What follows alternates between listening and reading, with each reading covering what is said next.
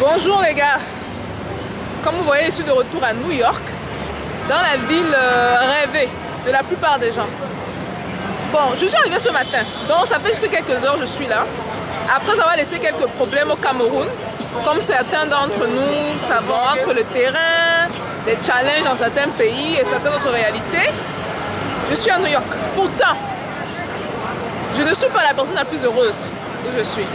Et je ne dis pas ça pour dire que New York n'est pas bien, au contraire, au contraire. Et je veux qu'on parle de ça aujourd'hui. Je vais vous montrer ma ville, c'est ma ville de résidence. Et je vais vous montrer ce qui rend New York aussi attractif. Vous allez voir à travers cette caméra-ci. Là, je suis en train de me rendre à un endroit qu'on appelle B&H. C'est pour payer les caméras, les appareils électroniques. Parce qu'il y a des caméras supplémentaires que je dois payer. Et je vous amène avec moi. Dans le même temps, observez autour de vous. Observez les gens. Observez la ville. Comment? C'est vrai? C'est un abonné ici. Dis bonjour alors. Tu veux qu'on te voit? Il dit bonjour alors, il se cache, il fuit. Bref, donc pour vous montrer, je vais vous montrer exactement ce qu'il en est. Pourquoi les États-Unis sont les États-Unis, pourquoi c'est le pays le plus désirable au monde. Les États-Unis à lui seul, en termes de demande de visa, surpasse le nombre de visas demandés autour du monde. Je vous dis qu'un seul pays à lui seul dépasse tous les autres pays compris. Bon, je suis de retour, je suis quelque part heureuse parce que comme vous le savez, j'aime beaucoup les Américains, on a beau dire. Ce sont des gens avec une mentalité assez ouverte. Pas assez ouverte, je dirais que c'est la mentalité, une des mentalités les plus ouvertes. Donc il y a les Américains et il y a les Canadiens. C'est le top 2 là-bas. Donc ce sont des gens ouverts, ce sont des gens qui ne jugent pas. Donc on ne va pas vraiment juger sur l'apparence, on ne va pas te juger sur la manière dont tu parles. Vous voyez un peu parfois quand on parle en français, vous allez faire des petites erreurs en français, ce genre de trucs. Ils s'en foutent. Le plus important pour eux, même si tu parles anglais, tu t'essayes, c'est qu'ils comprennent le message. Très ouvert d'esprit. Et cette ouverture d'esprit a conduit à ce pays. Regardez comment le pays est fait. Les personnes en place ont mis tout en marche afin que ceux qui ont pu faire tout ça soient mis à l'aise. Qu'on leur facilite la mise en place, que ce soit des immeubles que vous voyez, que ce soit les commerces, il y a même les petits commerces autour de moi. Les commerces que vous voyez. Bref, on va y aller. Et pendant qu'on part regarder les gens, regardez comment les gens sont heureux, vous pouvez facilement reconnaître les touristes de ceux qui ne le sont pas. Les touristes sont toujours ceux-là qui ont les yeux levés, avec la bouche ouverte. Ah, on les reconnaît. Les New-Yorkais, même, c'est ceux qui marchent très vite. Comme le monsieur là, qui va me dépasser ici à gauche. Ils marchent vite, ils n'ont pas le temps de machin truc. Ils sont dans leur business, ils sont dans leur argent, ils sont dans leur truc. On se comprend. Donc, pendant que je marche, observez. Observez la ville. Mais regardez surtout. Moi, ce que je vois autour de moi, ce sont des business. On a un business ici, un Indien qui fait son business. On a plusieurs business qui sont alignés. Vous voyez, il y a Famous Footwear, il y a Tissot, il y a Target. Et il y a, ça c'est ce qu'on appelle Macy's. Ici dedans, regardez. Donc là c'est Macy's, et à l'intérieur de Macy's, il y a plusieurs boutiques à l'intérieur. Il y a quelles boutiques? Plusieurs marques à l'intérieur. Des Louis Vuitton, Gucci, Burberry. Sachez que, bien que les États-Unis soient le pays le plus désirable au monde, ce sont des gens qui, il y a de cela 100 ans. 100 ans, ce n'est pas loin. Ceux qui pensent que 100 ans c'est loin là. 100 ans. Certains d'entre nous vont vivre jusqu'à 100 ans. Donc c'est la vie de quelqu'un. Se sont mis ensemble et ont décidé de construire leur pays. Il y a de cela 100 ans, 140 ans, ce n'est pas tout le monde qui voulait venir ici. Maintenant que le pays est construit, regardez comment c'est beau. Vous-même là, avouons, reconnaissons que les États-Unis, à savoir New York, c'est une des villes les plus belles au monde. Il y a cela 140 ans, personne ne voulait venir ici. Personne. Mais ils se sont mis ensemble, ils ont travaillé, ils ont bâti leur pays, ils ont rendu de leur pays le pays le plus désirable au monde. Et ça se fait également avec ce qu'on appelle le soft power. Jamais vous n'allez voir des Américains mal parler de leur pays. Hein. Très rarement. Je dirais une fois sur 200. Très rarement. Alors que regardez devant vous. Vous voyez le sans-abri là. Ce n'est pas facile pour tout le monde. C'est pas facile. Mais ils sont tellement patriotes que quand ils sont à l'extérieur de leur pays, Ils comprennent qu'ils doivent être les ambassadeurs. Regardez même en bas, regardez à gauche. Vous n'allez jamais voir ça sur leur vidéo, leur caméra. Et là, je passe rapidement. Et même si la police me voit filmer, s'ils vont me demander qu'est-ce que je fais, je vous promets. Si on vous voit filmer les endroits un peu bizarres, on va me demander qu'est-ce que vous faites. Vous avez vu ce qu'on vient de passer là? Vous n'allez jamais voir ça sur leur caméra. Parce qu'ils ont compris l'importance de ce qu'on appelle le soft power. On contrôle l'image que l'extérieur a de nous. On montre des images positives. On va toujours montrer l'Américain qui est fort, l'Américain qui domine, l'Américain qui est le premier, l'Américain qui va dire que ah, I can, l'Américain qui... Vous connaissez. Quand vous êtes dans les États-Unis, est-ce que vous voyez la pauvreté? Qui voit la pauvreté parmi nous? Disons-nous les choses réelles. Quand on entend États-Unis, là, qui voit la pauvreté parmi nous? Personne.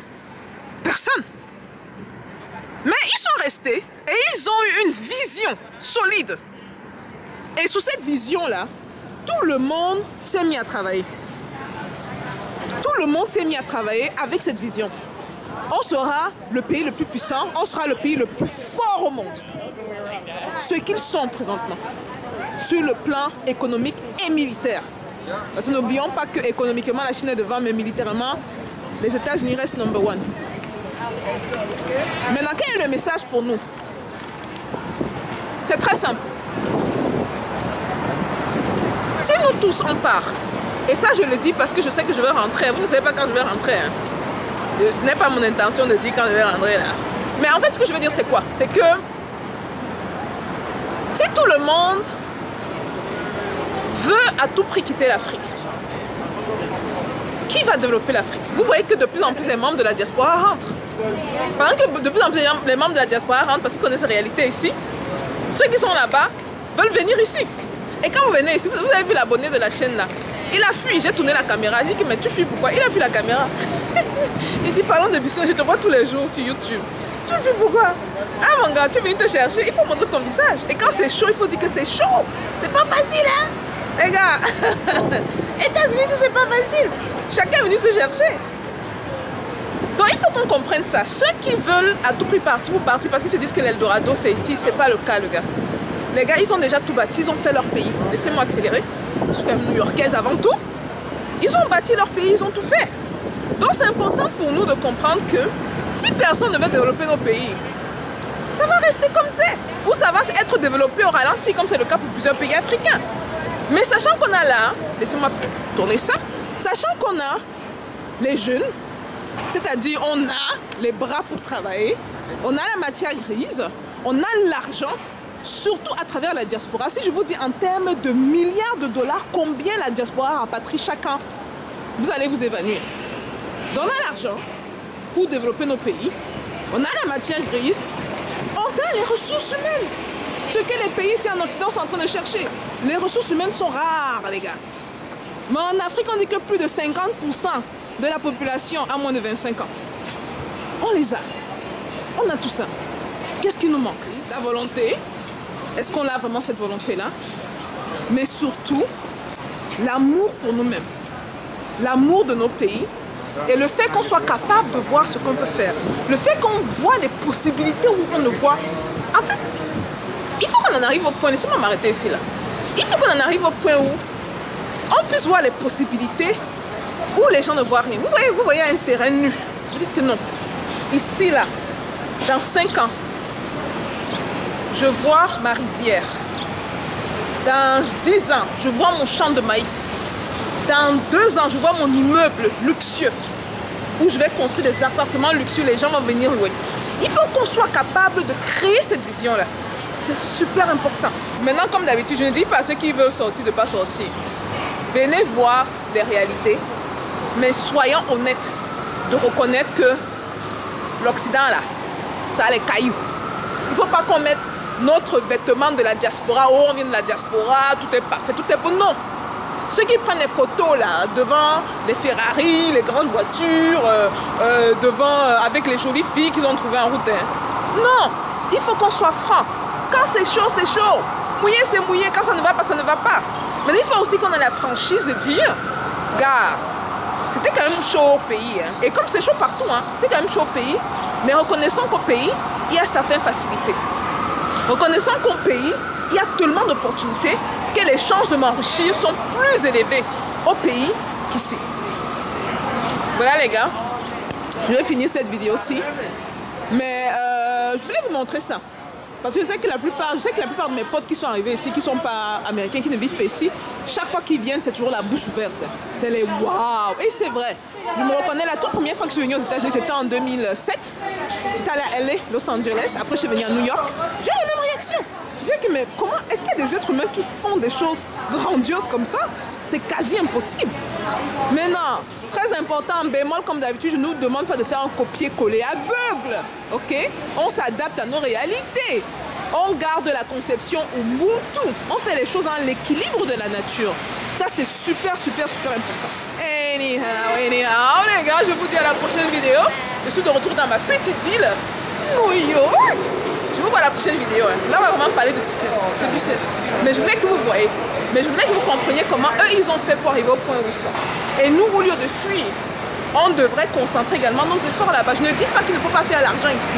Faites l'argent. Moi, Amazon, là, c'est où? C'est ici, non? Amazon, c'est une grosse partie de mes revenus. Une bonne partie de mes revenus, je fais ça ici. Maintenant, quand l'argent sort, là, ceux qui ont compris encore, compris. Peace out, les gars. Bye. À la prochaine. Et désolé pour tout le bruit. Hein. Bye. Peace out.